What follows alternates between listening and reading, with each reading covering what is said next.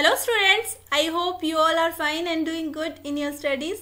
I am your IT teacher Mrs. Preeti Malik. Welcome you to my class. As you all know that we were doing our fourth unit which is entrepreneurship skills, and today we will discuss about session number 3 which is myths about entrepreneurships. Entrepreneurship के बारे में कौन कौन से myths होते हैं जो हमारी कल्पनाएं होती हैं उनके बारे में आज हम जानेंगे. We know that entrepreneurs are all around us. हम सभी जानते हैं जो entrepreneurs होते हैं वो हमारे चारों तरफ होते हैं. But even now, how many of us want to be entrepreneurs ourselves? लेकिन अभी तक हम में से कितने ऐसे लोग हैं जो entrepreneurs बनना चाहते हैं. We connect entrepreneurship with some thoughts and opinions. Entrepreneurship के कुछ जो thoughts होते हैं, opinions होते हैं, उनसे तो हम connect कर सकते हैं.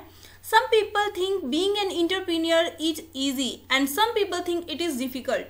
कुछ लोग सोचते हैं कि entrepreneur बनना बहुत difficult है जबकि कुछ लोग सोचते हैं कि ये तो बहुत आसान है. Some people may even think they are not meant to be entrepreneurs. कुछ लोग ऐसा भी सोचते हैं कि वो तो entrepreneurs बनने के लिए बने ही नहीं हैं. A myth or a misconception is a false belief or opinion about something. एक मिथ होता है या फिर मिसकंसेप्शन होता है किसी भी चीज़ के बारे में, वो एक झूठा बिलीफ होता है, ओपिनियन होता है किसी भी चीज़ के बारे में. For example, if we think all tall people run faster than short people, we have a misconception. अगर हम ये सोचें कि जो लंबे लोग होते हैं वो छोटे लोगों के बजाय ज़्यादा तेज़ दौड़ सकते हैं, तो ये एक मिसकंसेप्शन है, एक गलत धारणा है. इट इज़ नॉट ट्रू, ये सच नहीं है. The truth is that short people can also run fast. जो लोग हाइट में छोटे होते हैं वो भी तेज दौड़ सकते हैं. तो ये क्या होगा, एक मिसकंसेप्शन है जो हम सोचते हैं. In the same way, here are some misconceptions we might have about entrepreneurship. We also read about the actual truth. इसी तरह से कुछ मिसकंसेप्शन होते हैं, गलत धारणाएं होती हैं जो हम सोचते हैं एंटरप्रेन्योरशिप के बारे में. आज हम उन्हीं के बारे में जानेंगे और एक्चुअल ट्रूथ क्या होता है, सच्चाई क्या होती है वो भी हम जानेंगे. सबसे पहले आता है मिसकंसेप्शन 1. मिसकंसेप्शन 1 क्या है? The misconception is that every business idea need to be unique और स्पेशल. हम ये सोचते हैं, हमें ये गलत धारणा होती है कि हर एक बिजनेस आइडिया है वो यूनिक और स्पेशल होना बहुत ज़रूरी है. The business mentioned in the activity above are common businesses and we see every day. जो बिजनेस मेंशन किए गए थे जो लास्ट सेशन हमने किए उनमें वो कॉमन बिजनेस है जो हम एवरीडे देखते हैं. But each entrepreneur saw customer demand and brought a new idea into their business. लेकिन हर एक जो पर्सन इंटरप्रेन्योर होता है वो कस्टमर की डिमांड को देखता है और अपने बिजनेस को और आगे चलाने के लिए एक नए आइडिया के बारे में सोचता है. एक पर्सन इंटरप्रेन्योर बनने के लिए ऑलरेडी जो आइडिया किसी ने यूज़ किया हुआ है वो आइडिया ले सकता है मार्केट से और उसके साथ कुछ डिफरेंट करके देख सकता है. एग्जाम्पल के थ्रू एक्सप्लेन किया गया है. जैसे गणेश एक पर्सन है, वो इंटरप्रेन्योर है, उन्होंने अपना बिजनेस स्टार्ट किया था, कार रेंटल बिजनेस शुरू किया था उन्होंने.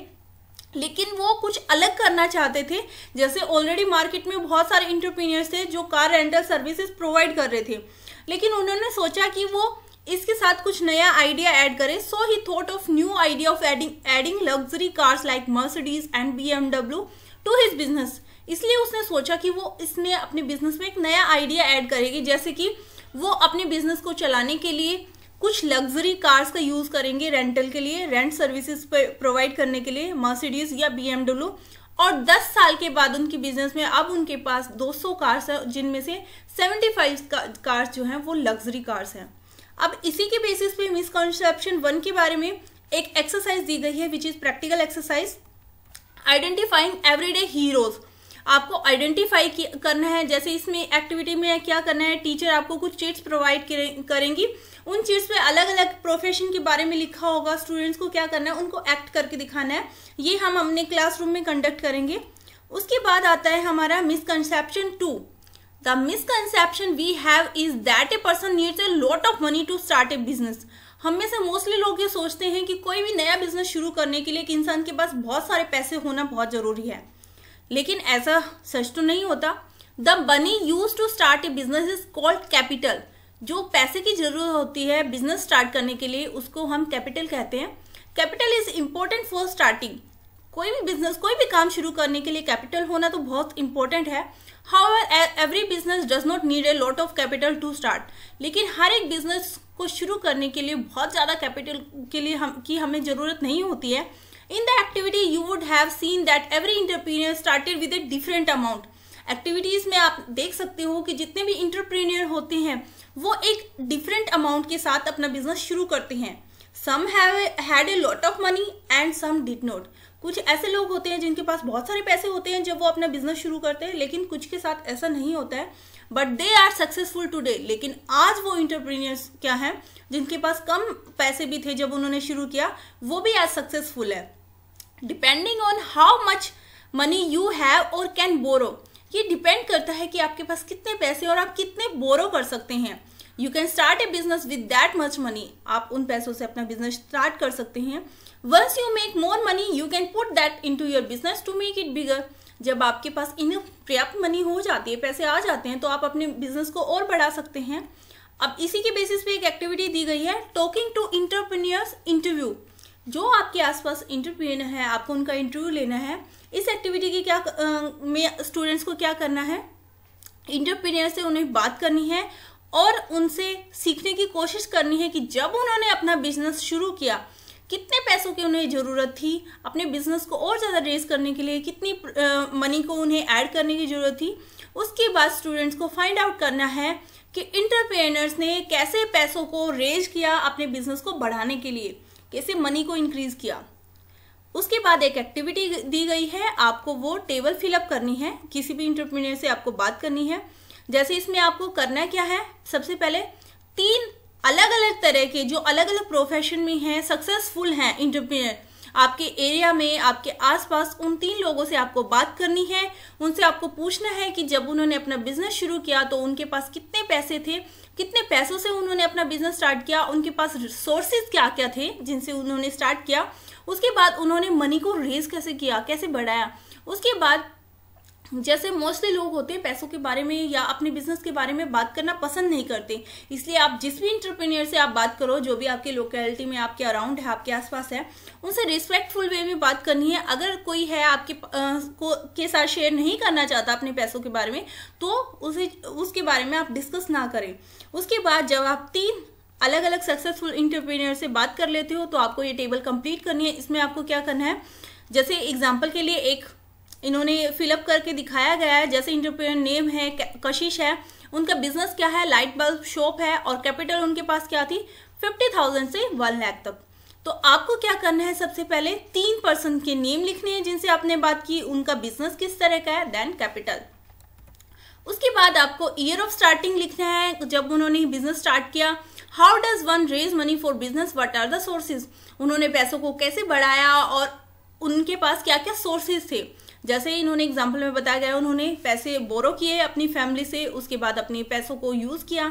How did you do it, आप ये कैसे कर सकते हैं। I borrowed money from my family, मैंने अपनी फैमिली से पैसे बोरो किए। तो आपको 3 एंटरप्रेन्योर्स के बारे में ये टेबल है फिलअप करनी है। उसके बाद क्वेश्चन दिया गया है, compare the amount across the business, what do you see. आपको जो अमाउंट है अलग अलग बिजनेस में उनको कंपेयर करना है, आप उनमें क्या डिफरेंसेस देखते हैं। उसके बाद नेक्स्ट आता है misconception 3। A misconception we have is that only a person having a big business is an entrepreneur. एक सबसे बड़ी गलत धारणा हमारे में क्या होती है कि एक एंटरप्रेन्योर वही हो सकता है जिसका बिजनेस बहुत बड़ा है। जैसे एग्जांपल के थ्रू एक्सप्लेन किया गया है, शीला एक पर्सन है 35 ईयर्स की, उन्हें ड्राइव करना बहुत पसंद है। She worked hard for 5 years and bought A taxi for herself. उन्होंने 5 साल बहुत हार्ड वर्क किया, उसके बाद उन्होंने एक टैक्सी खरीदी अपने लिए। She wanted to be different from other taxi drivers in the city. वो उस सिटी में जो दूसरे टैक्सी ड्राइवर थे उनसे कुछ अलग करना चाहती थी, इसलिए उसने क्या किया, she said hello to her customers. वो जब भी अपने कस्टमर से मिलती थी उनको हेलो बोलती थी। She would put that day's newspaper in her car for her customer to read. वो हर दिन अपनी टैक्सी में उसी दिन का न्यूज़पेपर रखती थी ताकि कस्टमर्स उसे रीड कर सकें। She had a small TV where customer could watch different channels. उसके टैक्सी में एक छोटा सा टीवी भी था जहाँ पे कस्टमर्स अलग अलग चैनल्स देख सकते थे। She also had a board with the numbers of the nearby hospitals and hotels. इसके अलावा उन्होंने अपनी टैक्सी में एक बोर्ड लगाया हुआ था जहाँ पे अलग अलग हॉस्पिटल्स हैं जो उस सिटी में उसके अराउंड हैं, अलग अलग हॉस्पिटल्स और होटल्स के नंबर्स प्रोवाइड किए गए थे। बिकॉज ऑफ दिस कस्टमर वो stand in line to take a ride in her amazing taxi. Because of this, इन सभी रीजंस के कारण जो कस्टमर थे लाइन में खड़े रहते थे उसकी टैक्सी में ड्राइव करने के लिए, राइड करने के लिए। After reading Sheela story fill up the table. Table दी गई है, उसकी शीला की स्टोरी को पढ़ने के बाद आपको ये टेबल फिलअप करनी है। जैसे फर्स्ट वन है, what was Sheela doing. Sheela क्या कर रही थी? ड्राइविंग कर रही थी। वो क्या करती थी? वो टैक्सी ड्राइवर थी। Why was she doing it, वो ये क्यों कर रही थी? क्योंकि उसे बहुत पसंद था। तो आपको ये टेबल फिलअप करने हैं, इन क्वेश्चंस के आंसर करने हैं। Many of us may not call Sheela an entrepreneur because she had a taxi business. बहुत सारे लोग हैं हम में से जो ये कहेंगे कि शीला है वो एंटरप्रेन्योर नहीं है क्योंकि वो तो टैक्सी का बिजनेस कर रही थी। However, she was working for herself, was thinking about what her customers would want and was adding good things to her taxi. लेकिन वो अपने लिए काम कर रही थी, वो सोच रही थी वो अपने कस्टमर्स को कैसे अलग अलग चीज़ें, अच्छी अच्छी चीज़ें प्रोवाइड कर सकती है अपनी टैक्सी के थ्रू। As per our definition she is an entrepreneur. जैसे कि हमने डेफिनेशन में पढ़ा एंटरप्रेन्योर के में, तो हम कह सकते हैं कि वो एक एंटरप्रेन्योर है। No business is big or small, कोई भी बिजनेस छोटा या बड़ा नहीं होता।